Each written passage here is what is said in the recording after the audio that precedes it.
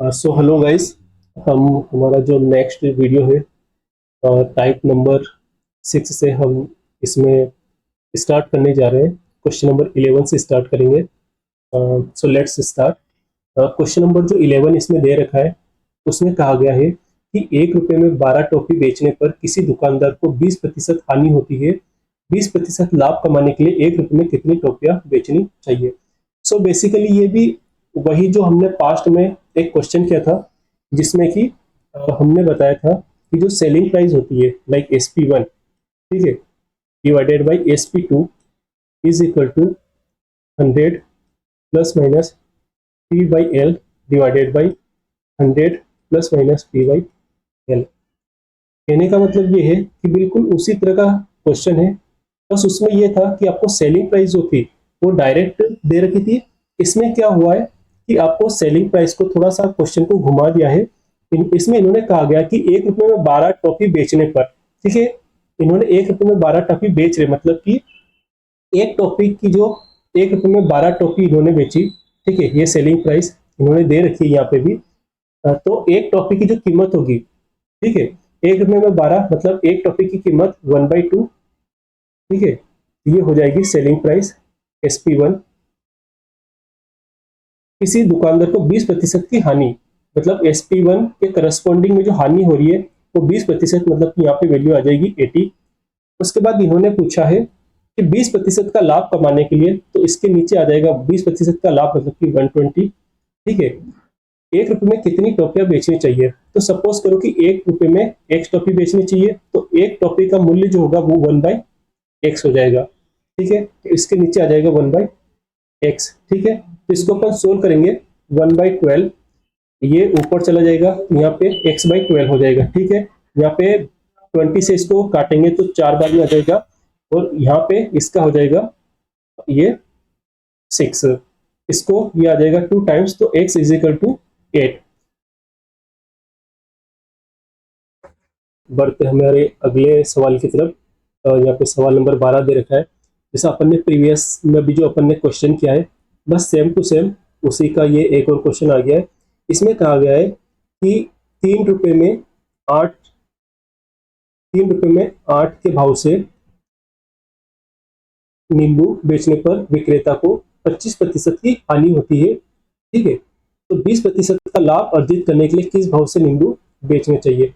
Suppose कि इसमें जैसा पहले दिया हुआ है कि 3 रुपये में 8 के भाव से नींबू बेच रहा है, तो इस पे इसको क्या हो रहा है कि जो हानि हो रही है वो कितना हो रहा है, 25%, मतलब यहाँ पे वैल्यू आ जाएगी 75, ठीक है। अब सपोज करो कि इसने 3 रुपये में 8 नींबू बेचे, ठीक है। अब सपोज कर लो कि ये अगर 3 रुपये में X नींबू बेचेगा, तब जाकर के इसको 20% का लाभ, मतलब कि यहाँ पे इसको 120 वैल्यू मिलेगी, ठीक है। तो इसको अपन देखेंगे कि 3 रुपये में 8, 3 रुपये के 8 मतलब एक की अगर वैल्यू निकालेंगे यहाँ पे, तो ये हो जाएगा 3/8, ठीक है।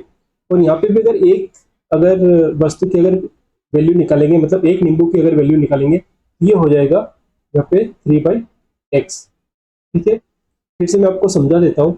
जैसे कि इन्होंने कहा है कि 3 रुपये में 8 के भाव से नींबू बेचने पर 25% की हानि हो रही है, ठीक है, मतलब अपन ने यहाँ पे सीधे लिख लिया 75।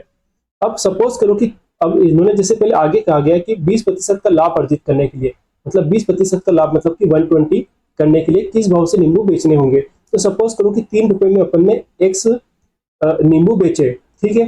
तो सबसे पहले अपन एक नींबू की वैल्यू निकाल लेते हैं। इसे 3 रुपये के 8 नींबू, तो एक नींबू की कीमत 3/8 यहाँ पे हो गई।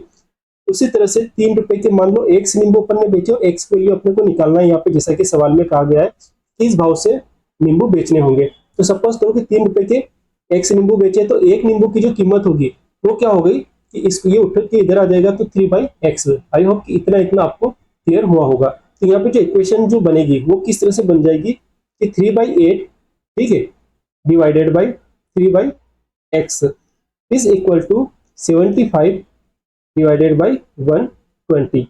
आई होप ये आपको समझ आया होगा। ये वही है जो अपन ने पिछला वाला जो सवाल किया है, उसमें भी इसी तरह से इसको जमाया था, इसमें भी इसी तरह से इसको जमाना। ये SP1 हो गया, ये SP2 हो गया, और ये वही प्रॉफिट लॉस, और ये वही प्रॉफिट लॉस, ओके। तो यहाँ पे क्या होगा, 3 से 3 कट जाएगा, यहाँ पे ये ऊपर चला जाएगा, तो इसको आगे सोल्व करेंगे तो x बाई आ जाएगा 8 is equal to 75 divided by 120।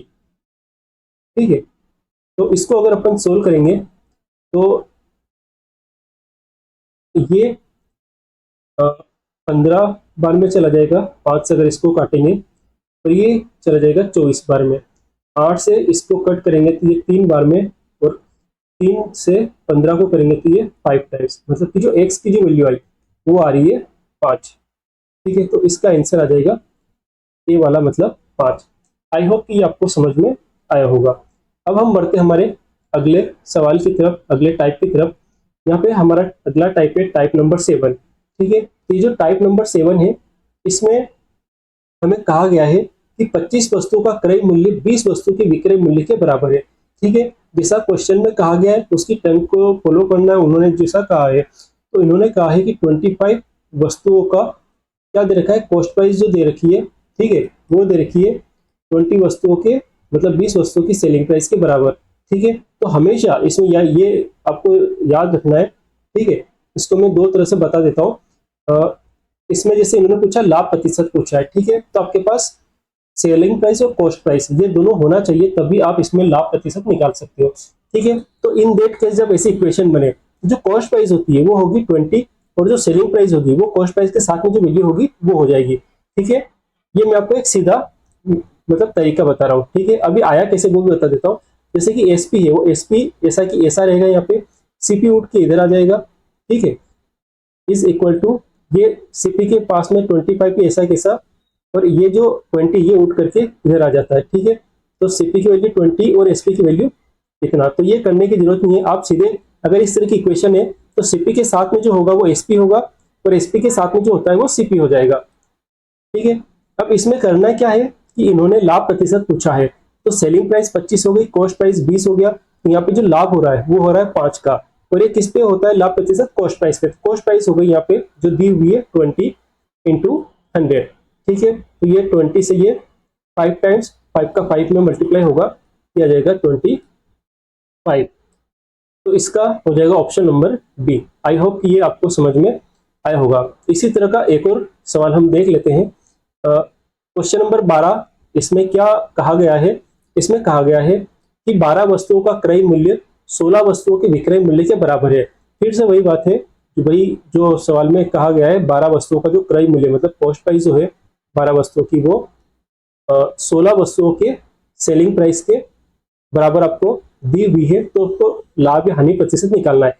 तो वही जो कॉस्ट प्राइस हो जाएगी वो हो जाएगी 16, और जो सेलिंग प्राइस हो जाएगी वो हो जाएगी 12। ठीक है, अब यहाँ पे हम देखते हैं कि कॉस्ट प्राइस जो है वो ज्यादा है, सेलिंग प्राइस कम है, मतलब यहाँ पे हो रहा है लॉस। और कितना हो रहा है, जैसे कॉस्ट प्राइस सेलिंग प्राइस 12 दे रखी है और कॉस्ट प्राइस 16 दे रखी है, तो इन दोनों का जो डिफरेंस है वो हो जाएगा 4। ठीक है, और कॉस्ट प्राइस जो है वो है 16 इंटू 100। ठीक है, यही होता है हानि प्रतिशत। 4 से इसको काटेंगे तो 4 बार में, और 4 से 100 को काटेंगे तो ये आ जाएगा 25%। आई होप ये आपको समझ में आया होगा। ठीक है, मतलब कहने का ये है कि इनको आपको इधर ले जाने की जरूरत भी नहीं है। अगर अपन इसको सिंपली अगर करते तो एसपी अपन सीपी करते, ठीक है, और ये 16 उठ के इधर आ जाता तो 12 तो वो है ही वहां पे, और 16 अगर उठ के इधर आ जाएगा तो यह हो जाएगा 12/16। ठीक है, 12/16। तो इसका मतलब ये है कि इन दोनों का जो डिफरेंस है वो आ रहा है 4। ठीक है, तो 4 डिवाइडेड बाई, जैसा कि कॉस्ट प्राइस होती है वो 16 इंटू 100, ये 4 टाइम्स में, और ये 4 मतलब 25। बस यही वाली चीज यहाँ पे डायरेक्टली मैंने कर दी है। ठीक है, अब हम बढ़ते हमारे अगले सवाल की तरफ। ठीक है, तो हमारा जो अगला सवाल है वो है, हमारा अगला टाइप है टाइप नंबर 8। इसमें क्वेश्चन नंबर 15। ठीक है, क्वेश्चन नंबर 15 हम पढ़ते हैं। इसमें कहा गया है एक व्यापारी 5 रुपए में 6 की दर से एक वस्तु खरीद कर, मतलब कि 5 रुपए में 6 की दर से एक वस्तु को खरीद कर, मतलब कि ये दे रखा है कॉस्ट प्राइस, 6 रुपए में 5 की दर से बेच देता है, मतलब 6 रुपए में कितनी 5 की दर से वो बेच देता है, मतलब ये सेलिंग प्राइस। ठीक है, अब हमें पता होना चाहिए कि जब अपने को लाभ या हानि प्रतिशत निकालते हैं तो वहां पे वस्तु जो है वो बराबर होना चाहिए। ठीक है, तो यहाँ पे जैसे कि 6 वस्तु है और यहाँ पे 5 वस्तुएं हैं। ठीक है, अब हम इन दोनों को किसी तरह से इक्वल करना पड़ेगा। अगर ये दोनों इक्वल हो गई तो उसके बाद ही हम इसको कॉस्ट प्राइस और सेलिंग प्राइस यहाँ से अपन ले सकते हैं, ठीक है। क्योंकि हमको लाभ प्रतिशत निकालना है तो हमको कॉस्ट प्राइस और सेलिंग प्राइस यहाँ पे पता होना जरूरी है। तो यहाँ पे ये इसमें ये 5 का अगर मल्टीप्लाई कर दे, ठीक है, और इसमें 6 का अगर मल्टीप्लाई कर दे तो ये दोनों बराबर हो जाएंगे। तो यहाँ पे अगर 5 का मल्टीप्लाई करोगे तो यहाँ पे आ जाएगा 30, और यहाँ पे 6 का मल्टीप्लाई कर दोगे तो यहाँ पे भी आ जाएगा 30। मतलब आपकी जो वस्तुएं है वो बराबर हो गई। मतलब एक्चुअल में कहने का ये है यहाँ पे तात्पर्य कि आपको वस्तुएं बराबर करना है। तो ऑब्वियसली जब यहाँ पे अगर 5 का मल्टीप्लाई करोगे, ठीक है, तो इसमें भी 5 का मल्टीप्लाई होगा, ठीक है, ये हो जाएगा 5 इंटू 5, मतलब कि हो जाएगा ये 25। और अगर यहाँ पे अगर 6 का मल्टीप्लाई हुआ है तो इसमें भी 6 का मल्टीप्लाई होगा, ठीक है। तो 6 इंटू 6 ये हो जाएगा 36। अब यहाँ पे वस्तुएं बराबर हो गई है तो कॉस्ट प्राइस जो निकल के आ रही है वो आ रही है 25, और सेलिंग प्राइस जो निकल के आ रही है वो आ रही है 36। तो फाइनली यहाँ पे जो डिफरेंस है, जो प्रॉफिट जो हो रहा है वो कितने का हो रहा है, 11 रुपीज का, क्योंकि 11 और 25 और 36 में यदि आप डिफरेंस देखोगे तो वो हो रहा है 11, डिवाइडेड बाई जो प्रॉफिट परसेंट निकलता है वो कॉस्ट प्राइस पे निकलता है। तो कॉस्ट प्राइस दे रखी है 25 इंटू 100। तो 25 से इसको कट करेंगे तो ये 4 टाइम में 11 का 4 में मल्टीप्लाई हो जाएगा, ये आ जाएगा 44%। तो ये आपका option number D. So finally इसमें करना क्या था, इसमें करना कुछ भी नहीं था। आपको जैसा कहा गया है ऐसा आपको यहाँ पे लिखना है कि जैसे 5 रुपए में 6 की दर से वस्तुएं खरीदी थी कॉस्ट प्राइस, 6 रुपए में 5 की दर से वस्तुएं बेची थी ये सेलिंग प्राइस, ठीक है। इसमें आपको जो वस्तुएं हैं जैसे 6 वस्तु और 5 वस्तु, इन दोनों को बराबर करना है। तो बराबर करने के लिए इसका इसमें मल्टीप्लाई कर दो, इसका इसमें मल्टीप्लाई कर दो। तो अगर इसका इसमें मल्टीप्लाई होगा तो इसमें भी करना पड़ेगा, इसका इसमें मल्टीप्लाई करेंगे तो इसका इसमें भी करना पड़ेगा। तो इससे आपकी कॉस्ट प्राइस और सेलिंग प्राइस दोनों आ जाएगी, ठीक है। अब हम बढ़ते हैं हमारे अगले सवाल की तरफ ताकि ये और ज्यादा क्लियर हो सके, ठीक है। तो बिल्कुल सेम सवाल हम एक बार और एक ऐसा सवाल उठा लेते हैं। क्वेश्चन नंबर 16 जो है उसमें क्या दिया हुआ है कि 10 रुपए में 11 की दर से कुछ वस्तुएं खरीद कर, मतलब कि वही 10 रुपए में 11 वस्तुएं खरीद कर, मतलब ये आ जाएगी कॉस्ट प्राइस। उन्हें 11 रुपए में 10 की दर से बेचना है, मतलब 11 रुपए में 10 वस्तुओं, ये आ जाएगा सेलिंग प्राइस, ठीक है। अब वही वापस यहाँ पे भी वही करना है, ये 11 वस्तु, ये 10 वस्तु है, इसका 10 का इसमें मल्टीप्लाई कर देंगे, ये हो जाएगा 110, ठीक है। और 11 को इसमें मल्टीप्लाई कर देंगे तो ये भी हो जाएगा 110, मतलब वस्तुएं दोनों बराबर हो गई। अब 10 का अगर इसमें मल्टीप्लाई करें तो इसमें भी होगा, इसमें अगर अपन 10 का मल्टीप्लाई करेंगे तो ये आ जाएगा, यहाँ पे इसकी वैल्यू हो जाएगी 100। और 11 का यदि इसमें मल्टीप्लाई कर रहे हैं तो इसमें भी करना पड़ेगा, तो 11 का 11 मल्टीप्लाई होगा तो ये हो जाएगा 121, ठीक है। मतलब कि आपकी कॉस्ट प्राइस जो है वो निकल के आ गई यहाँ से 100, और सेलिंग प्राइस जो निकल के आ गई वो आ रही है 121।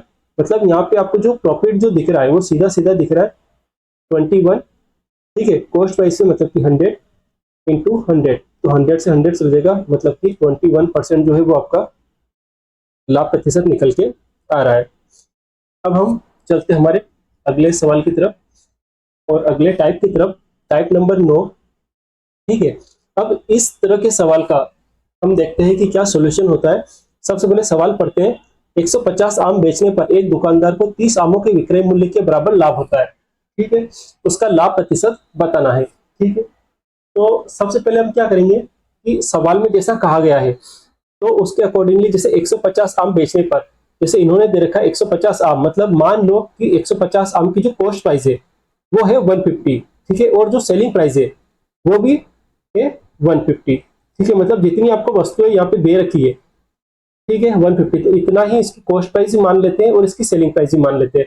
अब जैसा सवाल में कहा गया है कि 30 आमों, एक 150 आम बेचने पर एक दुकानदार को 30 आमों के विक्रय मूल्य के बराबर लाभ होता है। तो लाभ जो होता है एक्चुअल में वो क्या होता है, जो लाभ होता है वो होता है selling price minus cost price, ठीक है। ये आपका सवाल में जो आपको दिया गया उसके अकॉर्डिंगली अपन इसको सोल्व करेंगे कि 30 आमों के विक्रय मूल्य के बराबर लाभ। तो यहाँ पे लाभ की जगह आप यहाँ पे लिख दो 30 आम, तो 30 आमों के विक्रय मूल्य मतलब 30 SP, मतलब लाभ जो दे रखा है आपको वो 30 SP दे रखा है जो सवाल में दिया हुआ है। उसके बाद SP की वैल्यू आप यहाँ पे रख दो सीधे, कितना है 150 SP, ठीक है, माइनस CP की जो वैल्यू है ये 150 CP, ठीक है। मतलब आप यहाँ पे जो कॉस्ट प्राइस दे रखी है वो 150 आम है तो उसके आप मान लो कि वैल्यू 150 CP है, और एसपी जो है वो 150 एसपी, मतलब आपको जब भी ऐसा सवाल दिया गया रहेगा तो उसमें आपको एसपी और सीपी जितनी आपको वैल्यू यहाँ पे मतलब जितने आम दे रखे होंगे उतना ही आपको कॉस्ट प्राइस और सेलिंग प्राइस आपको मान लेना है। ठीक है, इसके बाद में इसको हम सोल्व करते हैं तो यहाँ से निकल के आता है 30 एसपी इज इक्वल टू, इसको अगर अपन सोल्व करेंगे तो ये 150 सीपी इधर आ जाएगा और ये 30 एसपी इधर आएगा, मतलब कि finally 150 CP is equal to, ये इधर आएगा तो ये प्लस का है तो माइनस का हो जाएगा, तो 150 में से 30 जाएगा तो ये हो जाएगा 120 एसपी। ठीक है, अब जैसे कि सीपी के पास में जो वैल्यू है इससे जो लगी हुई वो होता है एसपी, और एसपी के पास में जो होता है वो होता है सीपी, जैसा हमने अभी प्रीवियस क्वेश्चन में देखा था। तो यहाँ पे सीपी की जो वैल्यू है वो दे रखी है 120, ठीक है, और एसपी की जो वैल्यू होगी वो आ जाएगी यहाँ से अपने की निकल के 150। ठीक है, इन दोनों का जो डिफरेंस है वो आ रहा है 30, है ना। अब यहाँ पे लाभ प्रतिशत पूछा है तो 30 रुपए का 30 लाभ हो गया, कितने पे हो रहा है ये 120 कॉस्ट प्राइस पे इंटू यहाँ पे कर देंगे अपन इसको 100, तो 3 से ये चला जाएगा 4 बार में, और 4 से इसको यदि करेंगे तो ये हो जाएगा 25, मतलब 25% जो है वो इसका आंसर हो जाएगा। आई होप ये आपको समझ में आया होगा। अगर कुछ भी आपको डाउट हो या नहीं आया हो तो आप हमें कमेंट कर सकते हैं। सो बेसिकली इसमें करना क्या था कि जितनी आपको वस्तुएं जो दे रखी है उसी उसका जो कॉस्ट प्राइस है वो उसी के बराबर मान लेना है, और उसका जो सेलिंग प्राइस है वो भी आपको वही मान लेना है। उसके बाद जैसा सवाल में कहा गया है जैसे 30 आमों के विक्रय मूल्य के बराबर लाभ, तो लाभ पता है selling price minus cost price होता है, तो 30 आमों के बराबर लाभ दिया हुआ है तो लाभ की जगह यहाँ पे 30 एसपी लिख देना है आपको, यहाँ पे एसपी की जगह यहाँ पे वही वापस जो 150 एसपी और सीपी की जगह 150 सीपी, और इस तरह से आपको सोल्व करना है। एक और सवाल देख लेते हैं बिल्कुल इसी तरह का, सो दैट कि आपको और ज्यादा क्लियर हो जाए। जैसे यहाँ पे लिखा है कि 40 कलम को बेचने पर एक दुकानदार को 10, ये यहाँ पे कलम है, इसको थोड़ा सा इसको कर लेना कलम, ठीक है। 40 कलम को बेचने पर एक दुकानदार को 10 कलम के विक्रय मूल्य के बराबर हानि होती है, तो हानि प्रतिशत बताइए। तो सबसे पहले क्या करना है कि 40 कलम है तो मान लो कि जो 40 कलम का जो कॉस्ट प्राइस है वो 40 सीपी मान लेते हैं, और सेलिंग प्राइस जो है वो मान लेते हैं अपन 40 एसपी। ठीक है, अब जैसा सवाल में कहा गया है बिल्कुल वही अपने को करना है। तो इसमें सवाल में क्या कहा गया है, सवाल में कहा गया है कि 40 कलम को बेचने पर एक दुकानदार को 10 कलम के विक्रय मूल्य के बराबर हानि। तो सबसे पहले अपन देखेंगे कि जो हानि होती है, ठीक है, जो हानि होती है वो क्या होती है, हानि होती है cost price minus selling price. तो हानि जो है वो कितना दे रखा है यहाँ पे, तो यहाँ पे दे रखा है हानि जो है वो कितनी हो रही है 10 कलम के विक्रय मूल्य के बराबर, मतलब 10 और विक्रय मूल्य मतलब एसपी, ये आपको हानि दे रखी है जो सवाल में दे रखा है। उसके बाद में सीपी जो है उसकी जगह हम रख देंगे यहाँ पे 40 सीपी माइनस एसपी की जगह रख देंगे 40 एसपी। ठीक है, अब यहाँ पे एसपी उठ के इधर आ जाएगा तो ये हो जाएगा 50 SP is equal to 40 CP. ठीक है, अब वापस से वही एसपी की जो वैल्यू है वो हो जाएगी 40 और सीपी की जो वैल्यू है वो हो जाएगी 50, मतलब कि एसपी की जो वैल्यू निकल के आई यहाँ से वो निकल के आ रही है 40, और सीपी की जो वैल्यू निकल के आ रही है वो निकल के आ रही है 50। ठीक है, अब यहाँ पे हानि प्रतिशत पूछा है तो यहाँ पे देखो हानि कितने की हो रही है, कॉस्ट प्राइस 50 है, सेलिंग प्राइस 10 40 है, मतलब कि हानि हो रही है 10 की। ठीक है, और ये हानि कितने पे होती है, कॉस्ट प्राइस है मतलब कि 50 पे, तो 10 डिवाइडेड बाई 50 इंटू 100, तो 52 ये 2 टाइम्स चला जाएगा तो ये निकल के आ जाएगा 20, मतलब कि 20%। तो इसका ऑप्शन नंबर जो सी है वो हो जाएगा answer. So I hope that कि अब इसको इसका जो कंसेप्ट है वो आपको समझ में आया होगा कि इसको किस तरह से हमें अटेम्प्ट करना है। अब हम बढ़ते हैं हमारे अगले टाइप की तरफ, टाइप नंबर 10। इसमें क्वेश्चन नंबर 19 क्या कहा गया है, एक बेईमान व्यापारी वस्तु को क्रय मूल्य पर बेचने का दावा करता है, वह 1 किलोग्राम के बाट की जगह 960 ग्राम के बाट का इस्तेमाल करता है, उसका लाभ प्रतिशत बताइए यह क्या होगा। ठीक है, तो यहाँ पे जैसा इन्होंने कहा गया है 1 किलोग्राम के बाट की जगह 1 किलोग्राम, मतलब इसमें 1 किलोग्राम में कितना होता है, 1 किलोग्राम में होता है 1000 ग्राम। ठीक है, इसकी जगह वो 960 ग्राम के बाट का उपयोग कर रहा है। ठीक है, तो उसको कितना यहाँ पे लाभ हो रहा है, सबसे पहले अपन लाभ देखेंगे। उसको 40 ग्राम का लाभ कमा रहा है, पर वो किस पे कमा रहा है, ये कम आ रहा है 960 पे, ठीक है, 960 पे into 100।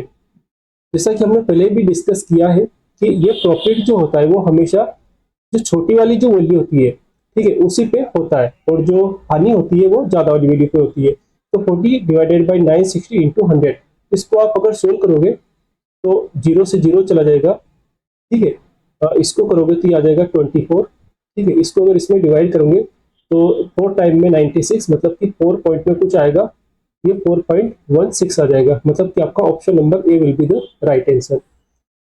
So I hope that कि आपको ये समझ आया होगा, और अगर आपको समझ आया और अगर आपको हमारा ये जो लेक्चर था ये अगर अच्छा लगा हो तो प्लीज़ चैनल को लाइक, शेयर और सब्सक्राइब करें, और जो भी आपके कमेंट्स है, लाइक आपके जो भी डाउट्स है वो हमें कमेंट्स करें, सो दैट कि हम उससे रिलेटेड जो भी आपकी जो प्रॉब्लम चल रही है या आपकी जो भी आपको लग रहा है कि ये चीज़ें हमें समझ में नहीं आ रही है, तो उनका हम आगे सॉल्यूशन करेंगे।